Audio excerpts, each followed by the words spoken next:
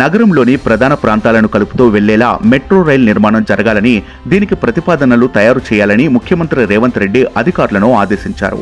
Hyderabad metro రైలు 2వ దశ, 3వ దశ విస్తరణ నిర్మాణంపై సమీక్ష జరిపిన ముఖ్యమంత్రి అత్యధిక మంది ప్రయాణికులకు ఉపయోగపడే విధంగా మెట్రో రైలు ప్రాజెక్టును తీర్చిదిద్దాలని సూచించారు. పాతబస్తీ ప్రజా ప్రతినిధులతో సంప్రదించి దారుల్ పిషా జంక్షన్ నుండి ఫలక్నామా జంక్షన్ వరకు రహదారిని 100 ఫీట్ల వరకు విస్తరించే సాధ్యాసాధ్యాలను పరిశీలించాలని అధికారులకు సీఎం సూచించారు.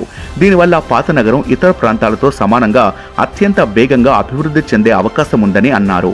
గత ప్రభుత్వం రాయదుర్గం నుండి శంషాబాద్ ఎయిర్పోర్ట్ వరకు 6,250 కోట్లతో నిర్మించ తలపెట్టిన 31 కిలోమీటర్ల ఎయిర్పోర్ట్ మెట్రో ప్లాన్ను ప్రస్తుతానికి నిలిపివేయాలని, ఈ మార్గంలో ప్రయాణానికి ఇబ్బందులు లేకుండా వెడల్పైన ఔటర్ రింగ్ రోడ్డు ఉందని అన్నారు.